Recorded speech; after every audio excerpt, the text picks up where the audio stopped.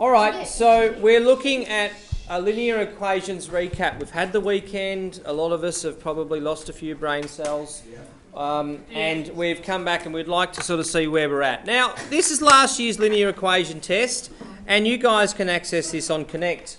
Now, as it turns out, this topic for most should be pretty much revision. There's a few things. There's inequalities that we haven't seen yet.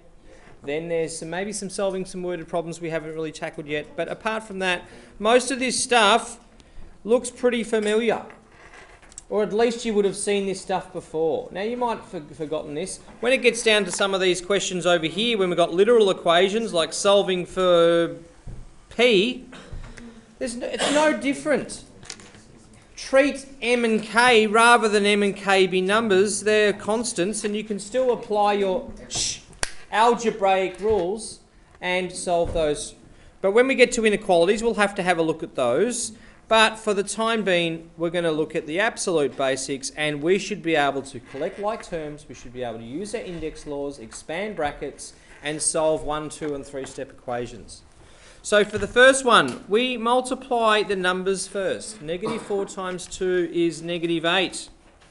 Using our index laws, there's no x's there, so I'm just going to say that that's x, and that's really the same as y to the power of 1 times y to the power of 1 is y squared. And z doesn't go anywhere, so the answer is -8x squared. X, y squared, z. That's only why it's worth 1 mark. There's one step. You're either right or you're wrong. If you get it wrong, I'm not going to give you half a mark. I'll give you 0 or 1 for that. Now over here, we're going to first of all identify what are the like terms.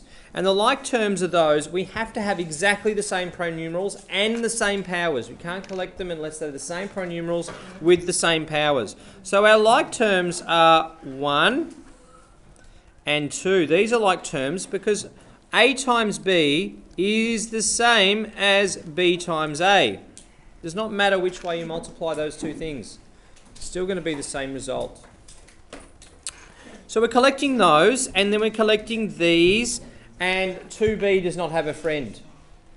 So what are we doing? 4ab subtract ba is really the same as 4ab subtract ab. It's the same thing. So how many ab's do I have? I have 3 ab's. Okay, good. So the answer so far, I've collected those two like terms, is 3 ab's. You might want to just cross them off as you go.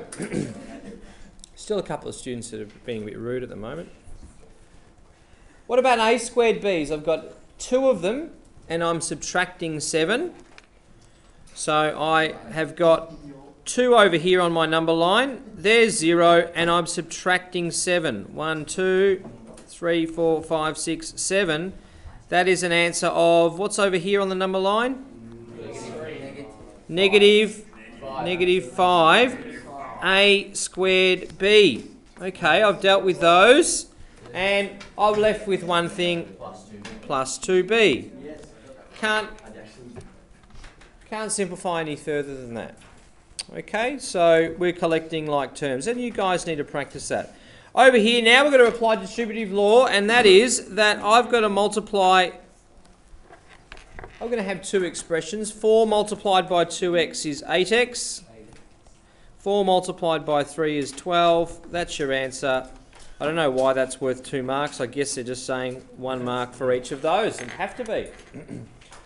The next one, though, worth 3 marks. I've got to multiply 8 by x and 8 by -3, -2 by 4, and -2 by -x. So you can deal with each of these. 8 by x is 8x. 8 times -3 is -24, thank you. And that is -8.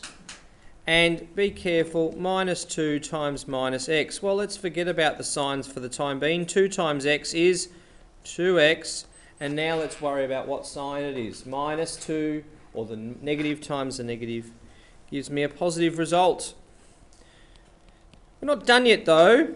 So that would be worth 1 mark, and we need to collect like terms. I don't know why this is worth 3 marks. Pretty straightforward thing for 3 marks. But we're collecting these 2 terms here, which gives me 10x And be careful. This is where a lot of students really, they make silly sign errors, and I don't want you to make them as often as you are. If I've got minus 24 minus 8, a lot of students are thinking, oh, negative times a negative is a positive. Well, if you just think about it more logically, if I've got minus 8 and I'm subtracting 24, I'm not going in this direction, am I? I'm going in this direction, which means it's becoming more negative. So it's not a positive result. Think about it as this. If I threw a negative out the front of a bracket and I did 24 plus 8, that's essentially what we've got. Negative 24 minus 8. Okay, but what's inside the bracket? 24 plus 8 is 32. Minus 32.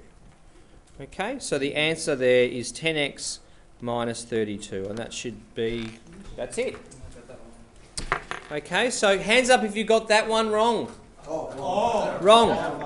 Okay, let's get a few. What did you do wrong, Zachariah? I stuffed up the 16. You stuffed up the 16. I mean, I made the 24 and the 8. I made it 16. Okay, there you go. So at least he's admitting that he hasn't. He's actually hasn't added those two together. What about you, Jake? What did you get? What did you do, mate? 10x times 32. 10x times 32. So you've collected 10x and then. Yeah. Okay. So that's different. Good for you, Jake. Anyone else got something else? I had 6x instead of 10x because I thought you had to minus 2x from the 8. Oh, okay. So you just do a sign error as well. Yeah. Okay. Now let's have a look at these other ones. Now, what step problem is this one? How many steps are there in solving this algebraic problem? 2 steps. So what do we have to do though? When we're solving these, we have to think about BODMAS, and I guess you just do it naturally. For this problem, it's a pretty straightforward one. We're working our way up here and we're trying to cancel out addition and subtraction first. So instead, you guys might have sort of done this, and I'm subtracting 3 from both sides. I guess that's one way of doing it. Alternatively, if you did something like this, I'm subtracting 3 from both sides, which is going to cancel out my addition. So the next line is, the next line is 2x is equal to 6. Now I've dealt with my addition and subtraction. I now have divide and multiply. So 2x, we don't want we just want x. We want to isolate x by itself. So x is multiplied by 2. We have to use the inverse operation, which is divide. Shh, thank you. Dividing both sides by 2, gives me 3. Same, we've got another 2-step problem over here, so it's pretty straightforward. We're adding 1 to both sides, which leaves me x over 3 is equal to 5. That x is divided by 3, so we have to use the inverse of divide, which is times. If you're showing this sort of working, that's perfectly fine. I don't want you to skip steps yet, because if you make an error, at least if you're showing the correct step, I can give you the mark for working. X equals 15. So those are 2-step problems. Most of you should be okay with those given what we've already done in year 8. But now we've got some more 3-step problems. Now I'm going to pause it here and I'd like you to have a go at C, D and E, please. Don't be afraid, it's just another step. But remember, addition and subtraction, what does the B stand for in BODMAS? Brackets. So technically there's an invisible brackets there, which means that we can't just subtract or deal with addition and subtraction first. We got to get rid of that 4, and then from there we can get rid of the addition and subtraction. So I'm going to pause it right there. I'd like you to have a go at C, D, E, and we'll go through it in a moment. Just going to resume now. So with this one we have a 3-step problem, and as I have said, that we really have an invisible brackets there. And that brackets is then all divided by 4. So I can't just go ahead and subtract and deal with the numerator first, I actually have to get rid of the fraction. So that's what we're going to do in this case. So a lot of students try to add 6x to both sides. That's not going to work because this fraction is that it's all divided by 4. So I can't just subtract or add 6x. It's not going to work. Never do that because mathematically you're incorrect. So the first thing we're going to deal with is the divided by 4. So we have to use the inverse operation of that, which means we're multiplying both sides by 4. Which is going to conveniently, that's going to cancel. 4 divided by 4 is just 1. And now what we're left with is 5 minus 6x is equal to 2 times 4, which is 8. Now, a lot of students go, hang on a minute, we've got this minus 6x. What do I do with that? Well, I guess you could do one of two things. You could add 6x to both sides, and you can make it positive 6x on the right-hand side. But let's just, whenever you get this, let's try to stay consistent. I guess you could do that, but what we want to do is we want to get x by itself. So just leave x where it is. Don't worry about the fact that that's a negative in front of that. And we want to say that that 5 is a positive 5. We need to minus it from both sides. So let's subtract 5 from both sides and forget about that that's a negative 6x. That stays as it is. Negative 6x equals 3. Now what we need to do is negative, or what's happening to x now? It's multiplied by negative 6. So the opposite to multiply by negative 6 is? Divide by negative 6. Good. Now, we divide anything by itself. It is just 1. So what are we left with on the left-hand side? X. We're left with x. And the right-hand side, we're dividing that by negative 6. Now, this is something I'll raise to you. It does not matter where that negative goes. If you've got one negative on the top or one negative on the bottom, it's going to be a negative result. Technically, though, a lot of the time you might put the negative out the front, but that's perfectly fine. The main thing is that we know that the answer is 3 over 6 is the same as a half, so it's negative a half. That's right. Could you put negative in 0.5? I want you to stick with fractions. Yep. Because not all fractions give us a recurring decimal like 0.5. You get 0.33333 is 1/3. Okay, for the next one, I want to have a look at both of these expressions. Which pronumeral has a higher constant? 8. The 8. So we're going to say, hey, you, stay there. And the 5's going to go, yeah, I'm going to go with my buddy over here, my big brother. So we have to subtract 5x from both sides. That's the first step. And I lost my pen. Oh, I've got it back again. All right. So that's the first step, which gives us 5x on the left-hand side minus 3 is equal to 5x take 5x is 0. Like so. Now I'm adding 3 to both sides. 5x is equal to... yeah, my bad. My bad. 3x is equal to 12. Yeah. And we're dividing both sides by 3. Another 3-step problem, isn't it? X, one sec, mate. So I'll resume now, and this time we are multiplying. We've got 2 terms on the left. 5 times 3x is 15x. 5 times 2 is 10. 2 times 9x is 18x. 2 times negative 4 is negative 8. Once again, I'm doing it my way. You can do it your way. That's fine. 18x, 15x. We're getting this one over to its big brother. So we're subtracting 15x from both sides, which gives us 10 is equal to 3x minus 8. Adding 8 to both sides leaves me with 3x is equal to 18. And x is equal to 6. Yeah. All right, now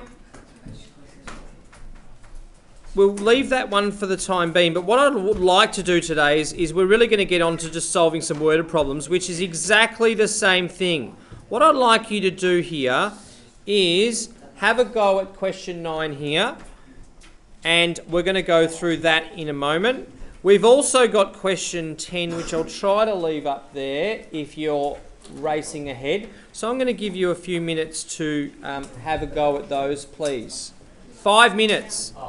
Have a go at 9 and 10, please. So, worded problems, guys. It's no different. It's the same algebra we've just been doing, except for you've got to be able to set up the equation. If you can't set up the equation, you can't solve it. So, for this one, we're told the sum of 5x and 18 is the same as, means that we've got an equal sign. Okay, so that's the first thing. We've got an equal sign. And on the left-hand side, 5x and 18. 5x plus 18 is equal to 7x plus 10. Now, once you set up that formula, now that's worth 3 marks, so that would give you a mark there, wouldn't it, for being able to set that up. And now the other 2 marks come from solving it and, of course, finding the value of x. So I look at these 2 expressions here. 7x I'm going to leave and get 5x over to its bigger brother. So I have to subtract 5x from both sides, which leaves me with 18 is equal to 2x plus 10. X I want to isolate, get it by itself, so I'm subtracting 10 from both sides. Whoops. And that's left me with 8 is equal to 2x. Now, remember, when I've got the x on the right-hand side, that's no different. Really, it's the same as 2x is equal to 8. Why have I lost that? That's okay. 2x is equal to 8. Dividing both sides by 2 gives me x equals 4. Now, x equals 4 will give me 1 mark for the answer, and a method result would be such a showing this working, what you're doing, will give you another method result for a total of 3. Most students, I think, could get that one. So how do we go ahead and look at this one? Now, Laura drove to her grandmother's house over a 5-day period. Now, I'm going to pause this now and just ask you, can someone put their hand up and give me a sort of a method of how to solve this one? Meaning by that is we can say that and this is what I want you to do with worded questions, you need to actually declare a variable.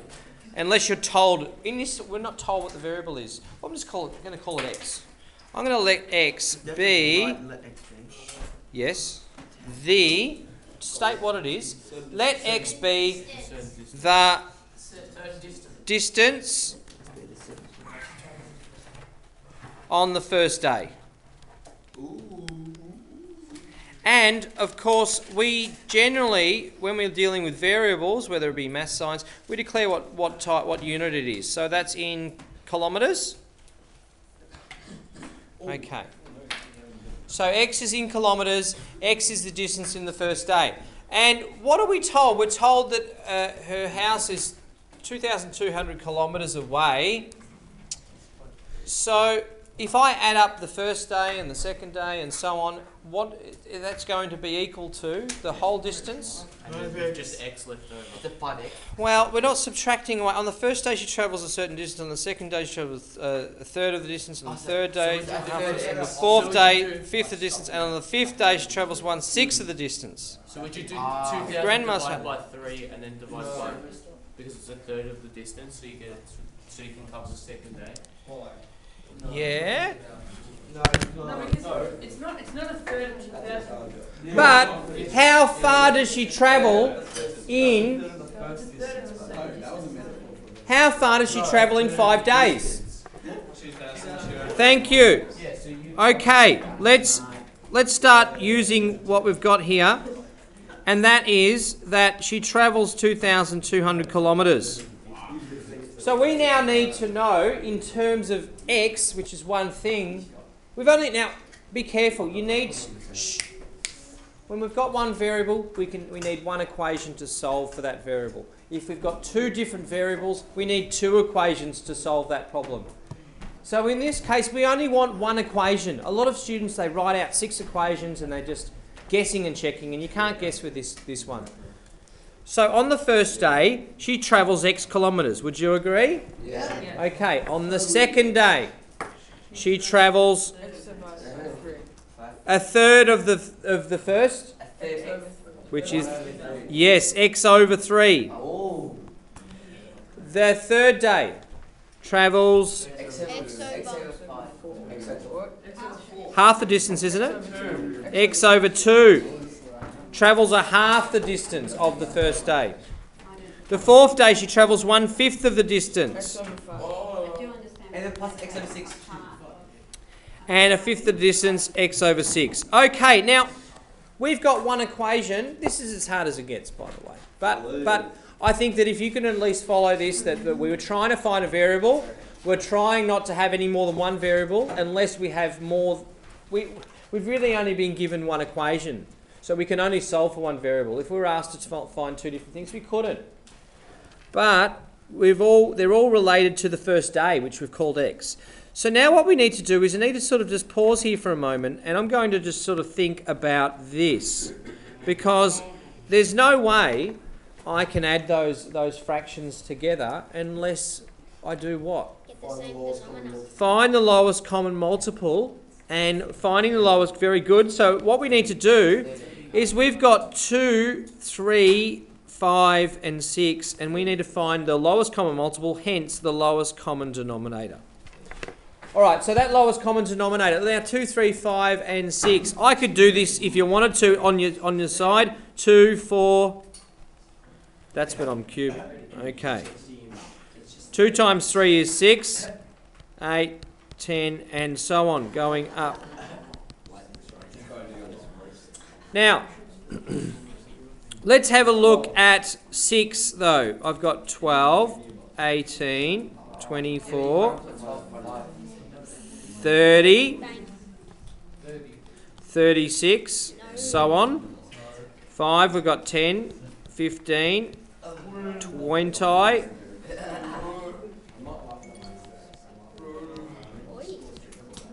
Okay. What is our lowest common multiple, guys? 30. Very good. Okay, so 30 is the man we want. There we go. 30. Yeah, we know that 3 goes into 30 10 times. You have to rewrite the equation. Okay.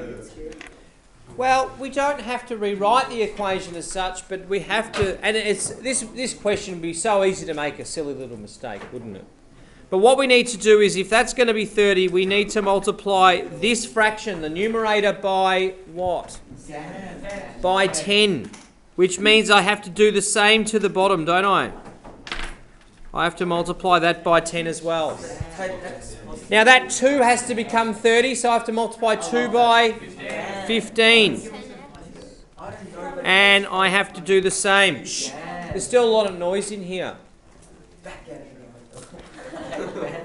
Multiply that by 6 and that by 5. I think you're following me. Now I know that it's longer and there's 4 fractions, but it's really the same thing. It's just a little bit longer, isn't it? Yes, Aidan, you had a question? Why don't you just times it all? Just resume. So with this one we have x, and now what we've got is let's write it out, we've got plus 10x over 30. Now we're all going to have the same denominator. We've found the lowest common multiple. Plus 15x over 30. Plus 6x over 30. Plus 5x over 30. And that's still equal to 2,200. Okay, now let's have a look at I've got like denominators, so I can add the numerators. So I've got 10 plus 15 is 25, 31, 36x over 30. So let's just, that's what we've got so far. 36x over 30 is equal to 2,200. Okay, we're almost there. Let's now look at that x, getting that over 30. All right, let's get that over 30. So I'm going to multiply that by 30 as well. So what we have is what as a fraction on the left-hand side? What's the fraction? What's on top? 66. 66 what? Bananas? X. X's. Over 30 equals 2,200. Okay, now, couldn't... I think plus 30x plus 30. let's before we do anything though, this is what a lot of students don't do. They'll go ahead and multiply by 30 on both sides. Yes, you could do that, but why don't we do some simplifying? Yeah? Why don't we do some simplifying? What could we multiply left-hand side by, or what number would go into 66 and 30? 2 does? What else does? 3. All right, let's try 3. Let's divide top and bottom by 3. Sorry. What is that going to give us? 22x over 10. We don't... is equal to that. We don't do anything to the right-hand side because we've just divided both the numerator and the denominator. What else can go into 22 and 10? 2. 6 was the highest number though, wasn't it, Aiden? So I'm dividing both sides by 2 now. We've got 11x over 5 equals 2,200. Good. We're almost there. What's happening to x? We're multiplying it by 11. We're dividing by 5. So what's next? Yeah, you can times by 5. Doesn't have to be times by 5. You could divide both sides by 11 if you like. Doesn't matter which order you do it in. But that's fine. If I times both sides by 5, that leaves me with 11x is equal to... what is it? Is it 10,000? 10,100. Isn't that 11,000? Yeah. All right, guys. What's x? 1,000. Thank you. 1,000. Oh my God. No, you didn't.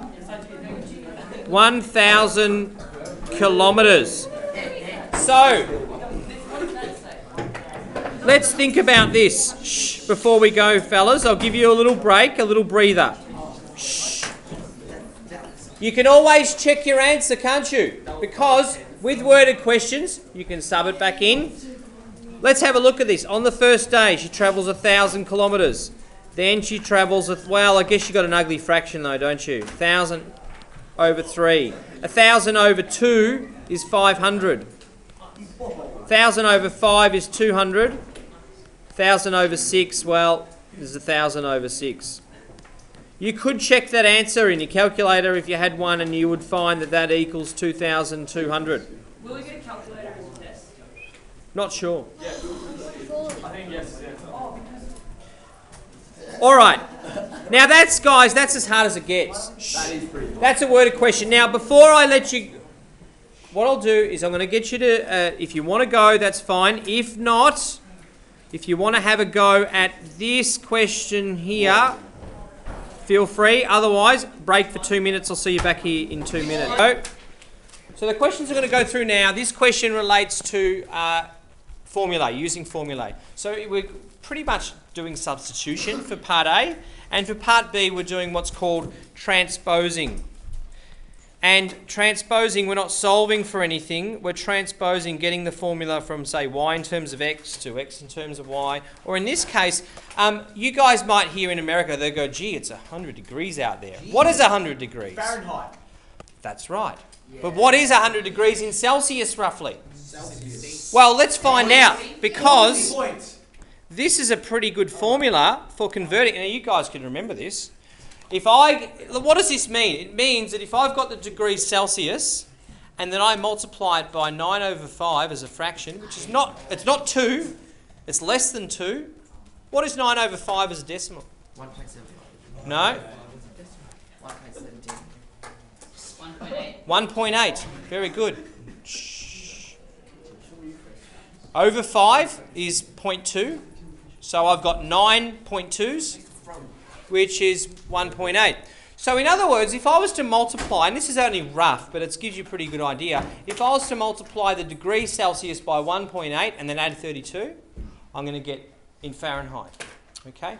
They're never going to get anything like 130 degrees Fahrenheit, are they? Because what is 130 degrees Fahrenheit? Well, we can sub it in. Well, what is it? 130 degrees in Fahrenheit. I'm substituting here, and I wanted to solve for Celsius. Okay, what do I do to both sides? What do? I minus 32, don't I? Which is going to give me 98 is equal to 9 over 5c. What am I doing to both sides? If I'm solving for c, I want to multiply both sides by 5. 5 times 98. Isn't that 490? Yeah. Just trust me, it is. Okay. What's happening now? You divide by 9. I divide by 9. You can use your calculator for this. 54.4444. Okay. 54.4444 degrees. So 130 degrees Fahrenheit is approximately, we use this little sign here, 54 degrees. Now I think the highest recorded temperature in Australia was somewhere around Broome or somewhere in South Australia, probably about 51, 52 degrees. I do recall one day in Melbourne it got to about 47, 47 maybe. Black Saturday was 49. That was No, Black Saturday felt like 49, felt like about 44 degrees. It was very hot. Nah, it was heck, isn't it? Okay, so what we've just done, I was going to say ladies and gentlemen, just gentlemen, and there's a lady in here, and we have just done substitution. What is the temperature in degrees Fahrenheit when it is minus 10 degrees Celsius? Well, let's go ahead and let's substitute. So what we're going to say is, what is the temperature? So basic substitution, you guys can do that. 9 times 9 over 5 times negative 10, and then we got plus 32. So negative 10 over 9, or negative 10 times 9 is negative 90 over 5 plus 32. All right, so how many times does 5 go into 90? 18 times, good. So we've got negative 18 plus 32. Fahrenheit is 14 degrees Fahrenheit. Now, negative 10 degrees Celsius is really very cold. That's 14 degrees. Now, as it turns out, like we're talking like 30 and 40 degrees Fahrenheit are like freezing temperatures. Very cold. You know, 30 degrees, you're sort of around about 0. Okay, so there you go. 14 degrees Fahrenheit is negative 10. Now, what about if we wanted to rearrange and make C the subject? Now, we're not solving for anything here. Just one sec. Callum, you had a question? Here we go. So what we're going to try and do, and what Callum mentioned is, well, hang on, what happens if I had a degrees Fahrenheit and I wanted to find out how much that was in Celsius? Well, yes, we could do that by what we call transposing the formula. In other words, I want C in terms of F. What the hell? Okay, I want C in terms of F. I'm probably going to have some constant here, and maybe that's going to be a fraction. But we can do that. All right, so what I'm going to do, I want to get C by itself. So what I'm going to do to both sides to get C by itself, what's the first thing we do? Take away 30. I'm going to take away 32. Thank you. So what I'm left with is F take away 32 is equal to 9 over 5C. Okay. Now, what do I do now? That C is multiplied by 9 and it's divided by 5. So what's next? I can times both sides by 5. Absolutely. Now, if I times both sides by 5, I want you to be very careful because I'm multiplying the whole left-hand side by 5. So you want to really use brackets when you're doing this. What have we got on the left-hand side? Well, I'm going to say that F minus 32 is in brackets. Yeah? F minus 32 is in brackets, and then there's a 5 out the front, and then I've got 9C. And now we can divide both sides by 9, and we have our answer. We have transposed our formula. So therefore we can say that C is equal to 5F minus 32 over 9 is equal to, well, that's it. Now, let's think about this logically. What is 0 degrees Celsius? Let's think about it. What's 0 degrees Celsius in Fahrenheit? Let's think about it. I can guarantee you just by looking at it. How am I going to get 0? What would f have to be in order for that to be equal to 0? No, think about it. In brackets, something minus 32. How can I make that 0? 32. F is equal to 32. Beautiful. Okay, F is equal to 32. What's C going to be equal to? Well, let's do it. We're substituting. 32 minus 32 over 9. That's going to be equal to 0. 5 times 0 is 0. 0 divided by 9 is 0. Now, if I go to Mr. Google...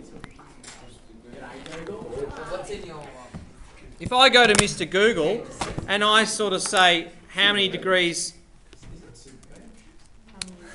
It is Supercoach, thank you. How many, or let's say degrees, what is it? 32 degrees Fahrenheit. Hey, there you go. So I didn't just make that up, did I? So it's pretty close, isn't it? Shh. Let's try another one. Guys, can you please tell me what 96 degrees Fahrenheit is? 96 degrees Fahrenheit, and I'd like you to convert that to Celsius, please. All right, I'm going to stop this video here. That is using formulae and transposing formula. No different, but of course you can't solve for that. You're actually making a new formula by transposing one into the other. So I'll stop this one here because it's gone for about 30 minutes. 37 minutes.